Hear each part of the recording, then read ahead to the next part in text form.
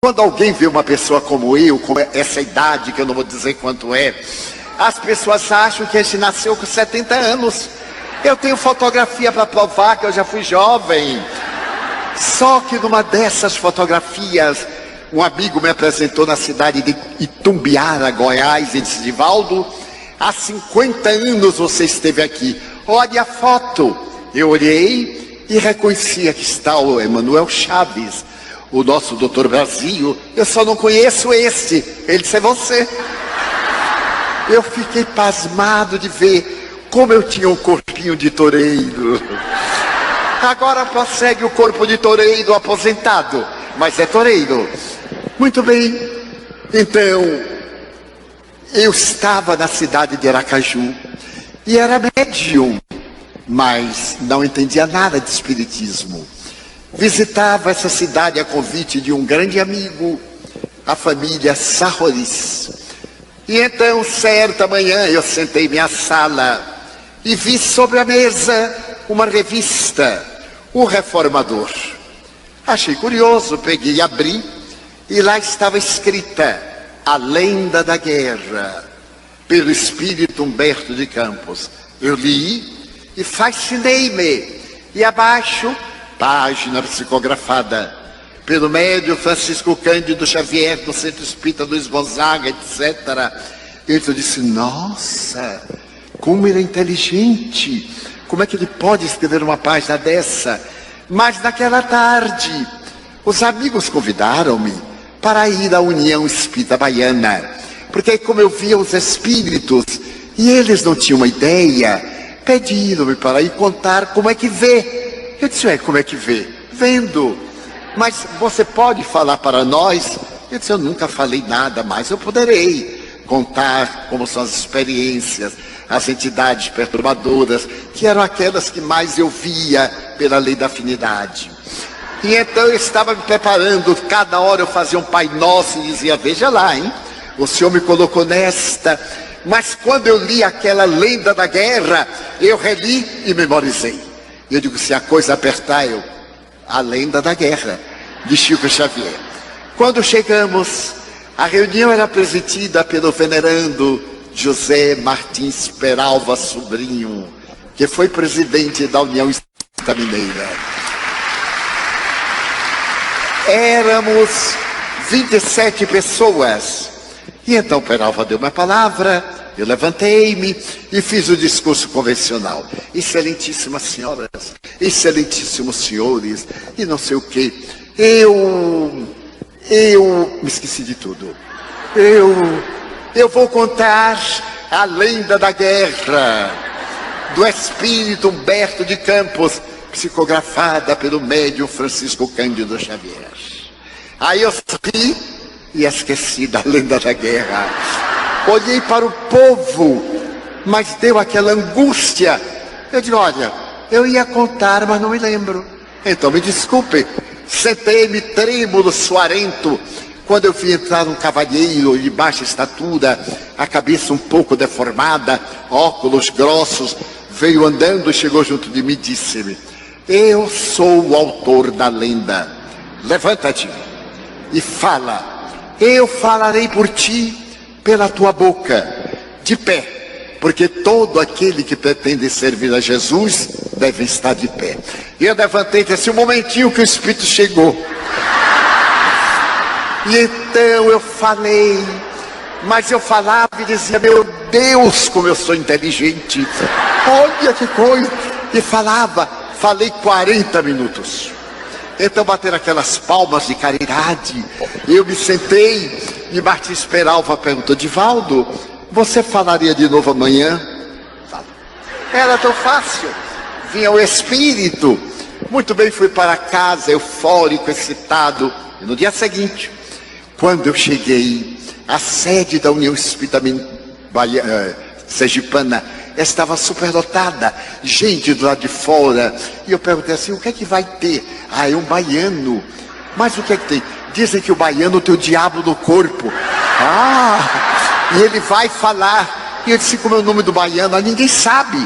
Eu digo: meu Deus, quem será? Era eu. Então eu entrei E Peralva disse: olha, Edivaldo, o povo soube.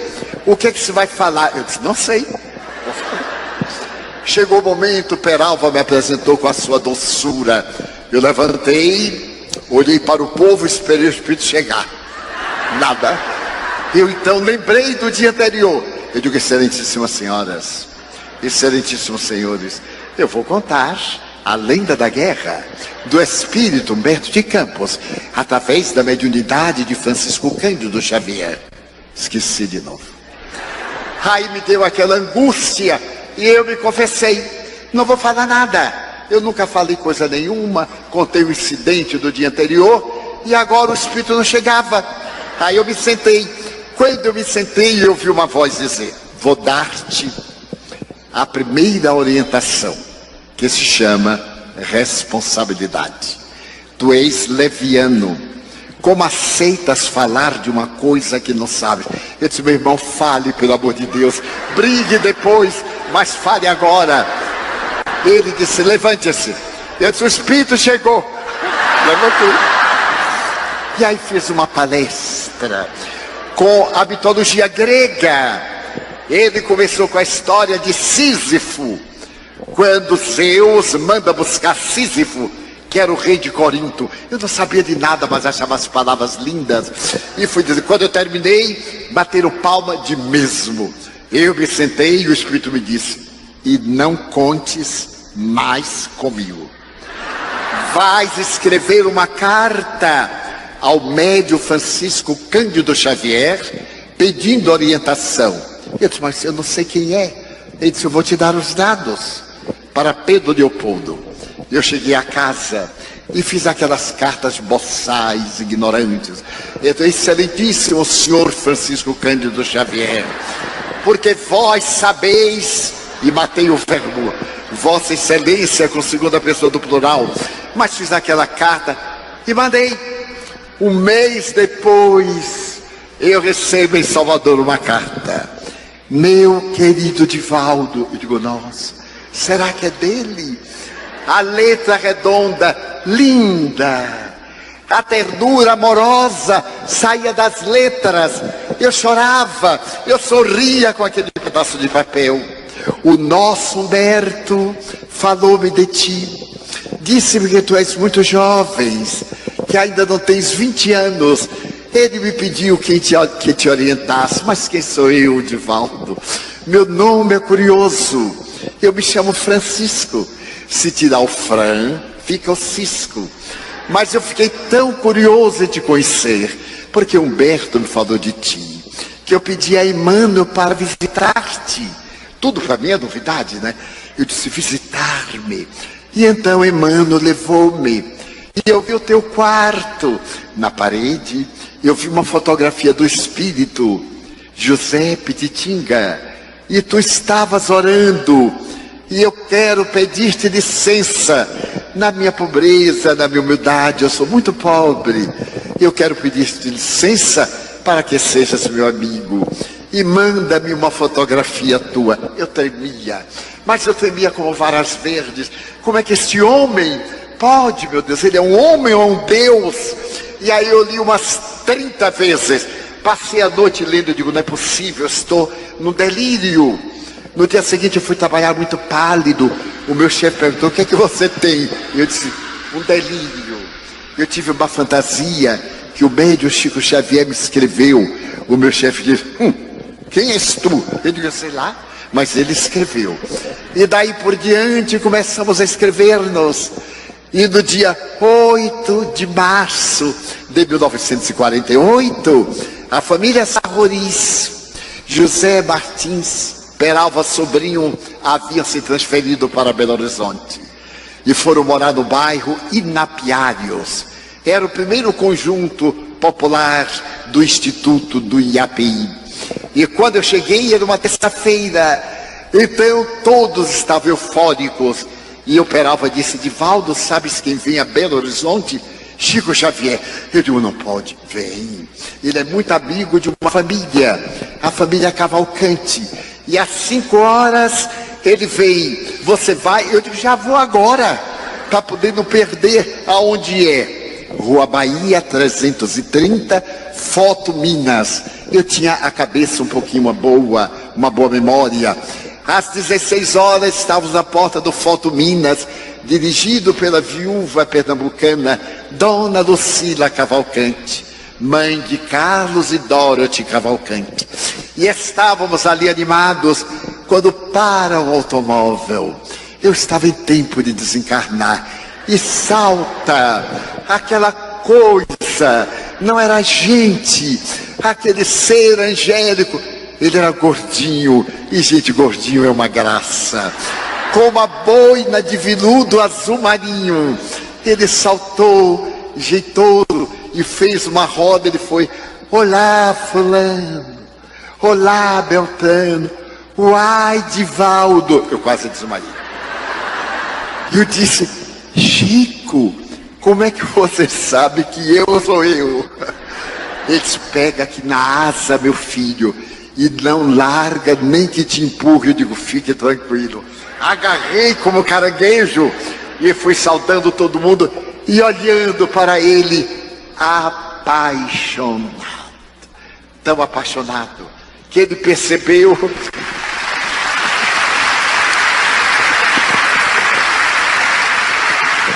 e me ofereceu aquela túnica azul marinho que eu guardo no relicário. E disse: Divaldo, eu estou aqui para nós conversarmos. Estava Arnaldo Rocha, Peralva, Ederlindo Sarruriz, Enio, a família Cavalcante. E o Chico começou a conversar. Eram 5 horas da tarde. Já eram 3 horas da manhã. E ninguém notou. Eu não senti fome, não senti nenhuma função biológica. Olhando aquele Deus em letra minúscula, que falava da minha alma, sem nunca me ter visto. Eu disse: encontrei a felicidade. E quando se despediu: sexta-feira, meu filho, dê um pulinho em Leopoldo. Você vai? Eu digo: se achar alguém que me leve. Você dorme lá comigo, meu filho.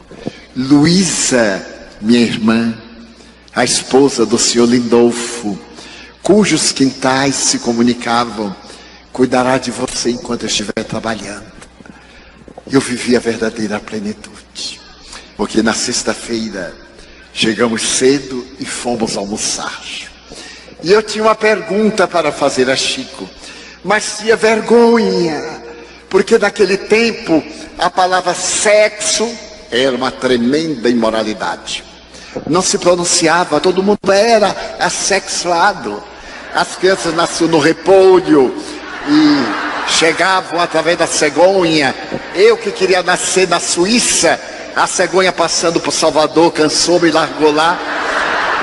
E então, meus amigos, eu estava com esse entalado, 19 anos. Meu Deus, como é que eu faço? Minha mente imunda, a castração religiosa. Eu era sacristão, queria ser fiel.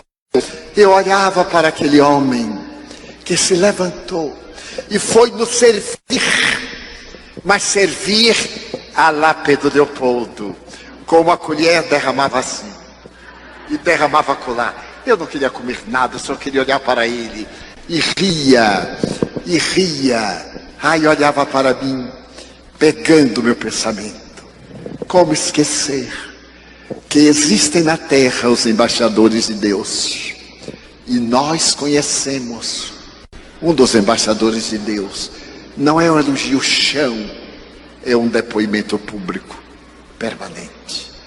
Quando terminamos o almoço, saímos da casa de Dona Luísa, ele me pegou no braço, havia uma laranjeira em flor, e ele então pegou uma haste, olhou para mim com um pouco de dificuldade visual e falou: ipsis verbis, tudo em a natureza é uma função sexual. A planta que introduz as suas raízes na base da terra para sugar o humus e a água e transformá-los em madeira, em perfume, em flor e em fruto, realiza uma sublime função sexual. O sexo é o mais sublime departamento da vida. As criaturas humanas, atormentadas pelo gozo e pelo prazer, transformaram a função divina da procriação na luxúria, na libido. E durante 2 horas, ele abordou o tema. A pessoa que vive numa parceria honesta, vive em castidade. E a pessoa que se castra e tem a mente pervertida, encontra-se em corrupção. O importante não é o ato, é a intenção. Deus colocou hormônios de prazer para que a sagrada fonte procriativa seja resultado de uma emoção divina. E é por isso que essa sensação psicofísica concede a plenitude. A grande bênção do amor não é o ato sexual, porque se pode amar sem praticar o ato, como se pode vivenciar o ato sem amar. Os animais, em geral, procriam, mas não se amam. O amor é a presença de Deus na alma. E no momento em que se busca o êxtase, ao invés do mecanismo erótico, a ternura, o amor, as expressões que produzem hormônios de natureza transpessoal, que produzem nos neurônios cerebrais a produção da oxitocina, que eu não sabia o que era, e vai, e depois da efusão, quando é invadida pelos hormônios da beleza, deve continuar esse ato de 16 segundos 18, no sentimento de gratidão pelo outro. E ao invés de dar-lhe as costas, dizer-lhe eternamente, como eu lhe amo. A minha vida sem você não teria sentido. Você é o pão da minha existência. Acariciar. E é um ato tão profundo que um torpor toma conta do ser para renovar-se e viver. 2 horas. E eu deslumbrado, memorizando, devorando cada sílaba. E quando ele terminou, disse assim: é um presente de André Luiz para a sua juventude. Apaixonei-me. Não podia ser diferente.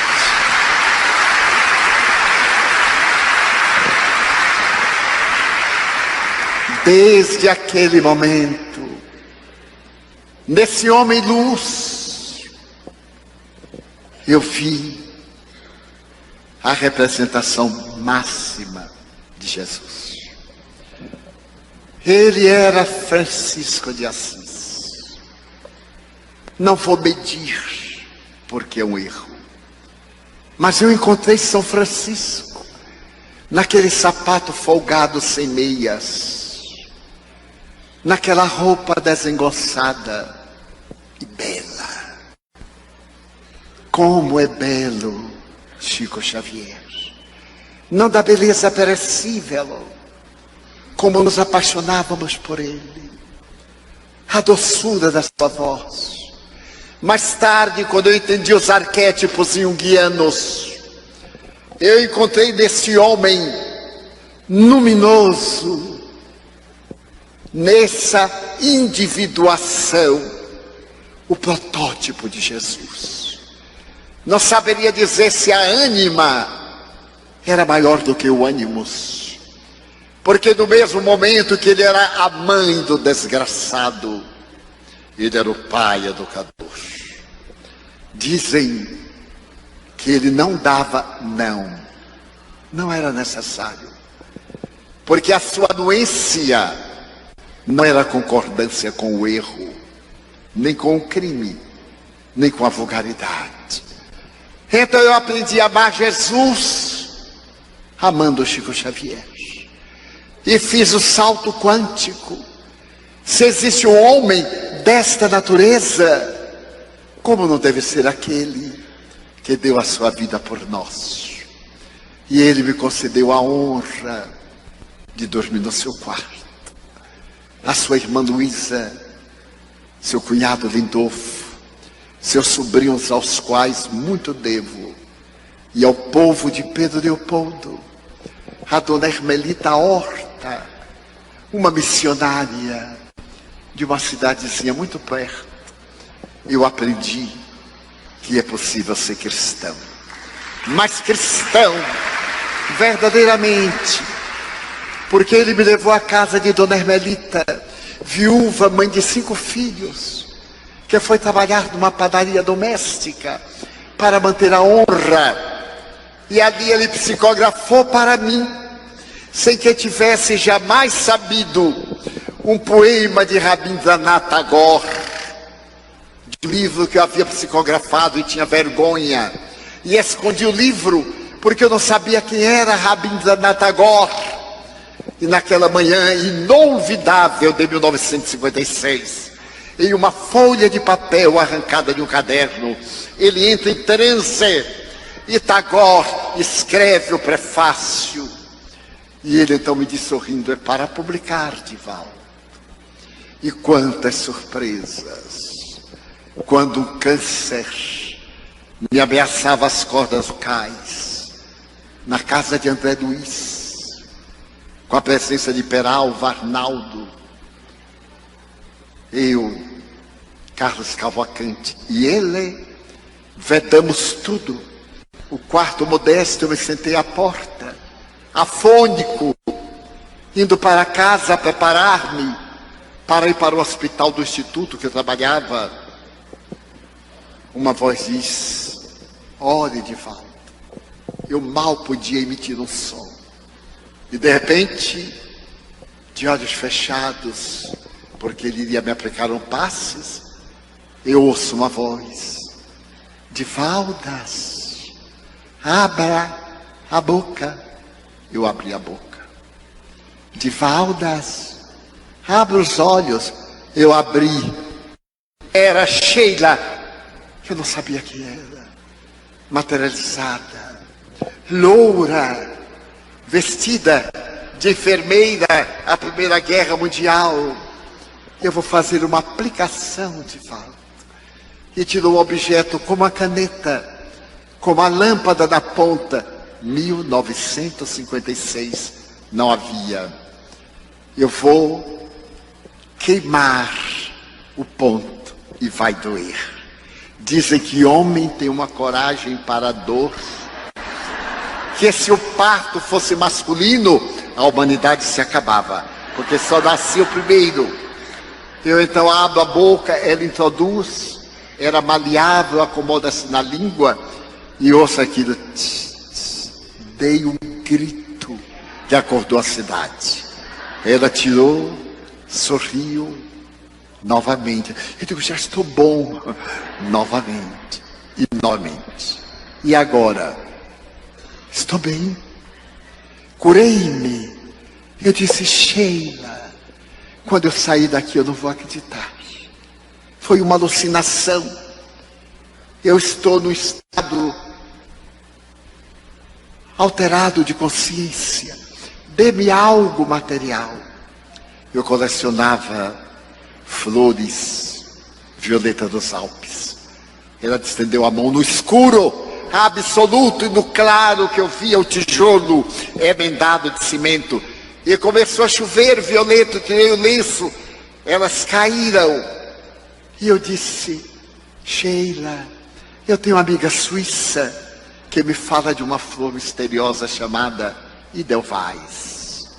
Você conhece? Ela disse: é isso, Divaldo. E começou a chover. Essa flor delicada dos Alpes alemães, dos Alpes austríacos, que arrebenta a neve, é frágil. Ela faz lembrar uma sempre-viva caído no meu colo. E eu me apaixonei pela Edelweiss. Sorriu. E até hoje, Nunca mais eu tive afonia. E faço seminários de 8 horas diárias com mais uma conferência. A voz cansada, mas não afônica. Devendo a vida àquele homem que quando terminou, eu disse: Chico, ele disse: bondade de Deus, meu filho. E para dar um toque de riso, era muito frio o Pedro Leopoldo naquele dia. E eu baiano de roupa branca. Terminou a reunião no Luiz Gonzaga, onde ele ficara até as 3 da manhã, com aquela palidez típica. Íamos tomar um café e a broa na casa do André. Quando eu senti o primeiro perfume, eu digo: nossa, que perfume de rosa, Chico. Ele disse: é, meu filho, Pedro Leopoldo tem muitas rosas. E daí a pouco um perfume de cravo. Eu: Chico, esta rua tem muitos cravos.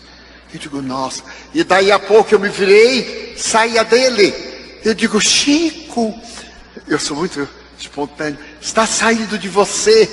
Ele dobrou o paletó: não, meu filho, se saísse de mim era Detefon. A mediunidade olorífera. Então, recordando hoje, há 3 dias que eu não durmo, recordando esse anjo, não podia me olvidar daqueles dias que eram iguais a esses dias de 1910, que precediam a primeira calamitosa Grande Guerra, e que nasce esse apóstolo para clarear a noite de 1914 e 18, para clarear o século 20, com a sua infinita ternura, com a sua sabedoria, examinado pela NASA, que ele veio medir a radiação da aura no tempo das grandes perseguições, que ele soube resistir com lágrimas no tempo doloroso do seu sobrinho doente, que ele perdoou, humilhado em todos os jornais do Brasil, pela rede dos diários associados, a Davi Nasser e Jamanzon, na revista O Cruzeiro, que se arrependeram depois, dizendo que o maior arrependimento da sua vida, de ambos, foi haver ferido o pulcro Chico Xavier, que vieram como jornalistas estrangeiros falando inglês para impressionar o rapazinho. E na hora da saída, Chico deu-lhes um livro a cada um, autografado com o nome verdadeiro deles. E eles nem leram, guardaram em casa, até que um dia, 10 anos depois, a mulher de um deles abriu e teve um choque. Mostrou a Davi Nasser, que foi pedir a Jamanzon, e saiu uma das mais lindas páginas da revista O Cruzeiro, daquela época, a respeito da nobreza deste homem luz. Então ele veio nesse período em que o Brasil, coração do mundo que é, pátria do Evangelho que está sendo, ninguém se iluda. Humberto de Campos não disse que seríamos uma Shangri-La, que seríamos um país de ociosos, de pessoas felizes, uma Israel de pessoas indignas, mas de homens e mulheres audaciosos, que levaríamos a doutrina espírita aos 5 rincões da terra, que implantaríamos a mensagem no solo árido do deserto, que teríamos a oportunidade de falar a muçulmanos, como seu pobre irmão tem falado, em 10 países muçulmanos, falando de Mohammed, mas falando de Jesus e Chico Xavier, indubitavelmente, falando da grandeza da doutrina espírita, porque o espiritismo é o Cristo Jesus de volta, através desses seres espirituais, as estrelas que caíram dos céus, os soldados como um grande exército, para restaurar a humanidade hoje, na grande crise. Não há crise internacional, nem nacional, há crise